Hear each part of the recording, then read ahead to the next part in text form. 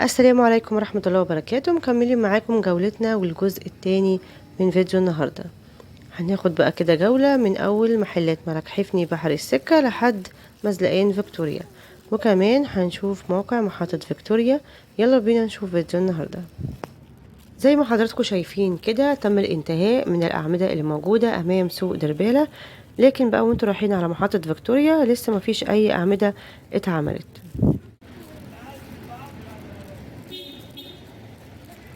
وكده بقى طلعنا على شارع ملك حفني بحري، ودي محلات ملك حفني.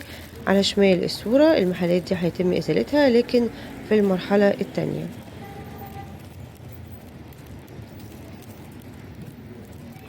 المرحلة الأولى زي ما قلت لحضراتكم في الفيديو اللي فات هتكون من أول مزلقين سيدي بشر لحد شارع محمد نجيب.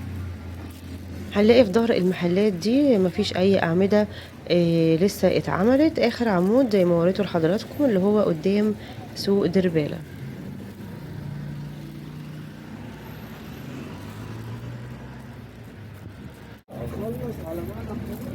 هتلاقوا هنا الطريق اتجاه واحد لحد شارع محمد نجيب، وبعد كده بقى بنطلع على البحر او شارع جمال عبد الناصر او ميامي او العصافرة او المنظرة، وبعد كده الاتجاه التاني بيطلع على مزلقين سيدي بشر.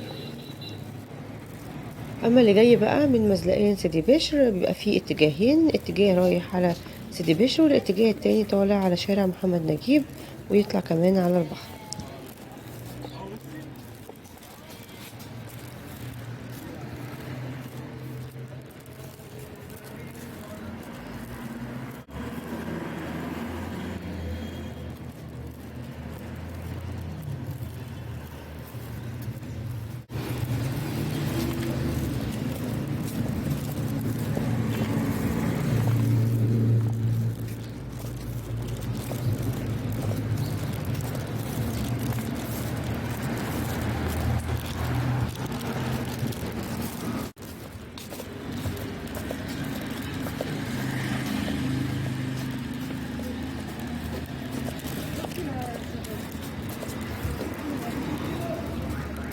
لسه ماشيين في شارع ملك حفني بحري. طبعا لو مشينا كده على طول هيوصلنا لحد محطة فيكتوريا الترام، وكمان محطة مترو فيكتوريا.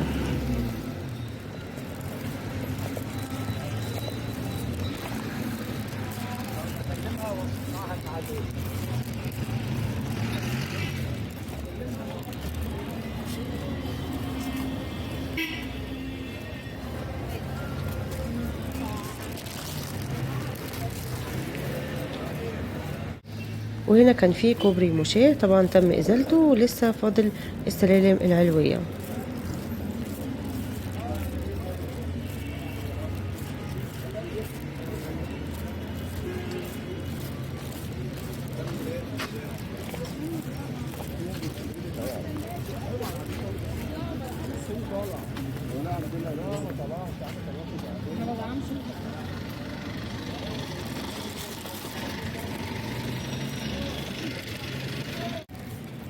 نلاقي على يمين الصورة شارع جمال عبد الناصر.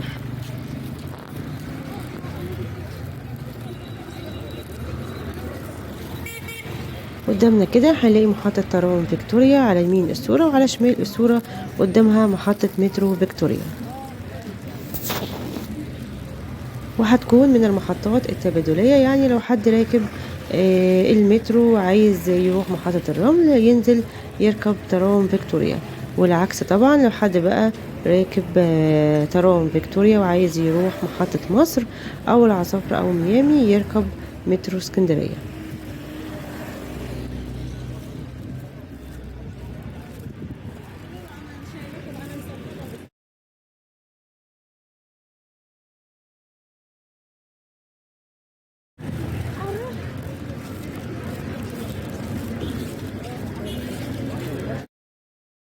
زي ما حضراتكم شايفين كده قدامنا كده على طول هنلاقي محطة ترام النصر او محطة ترام فيكتوريا.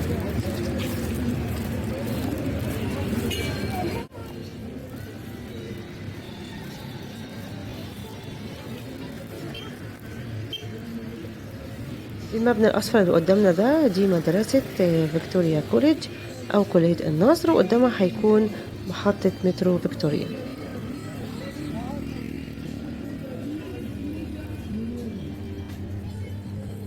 تعال.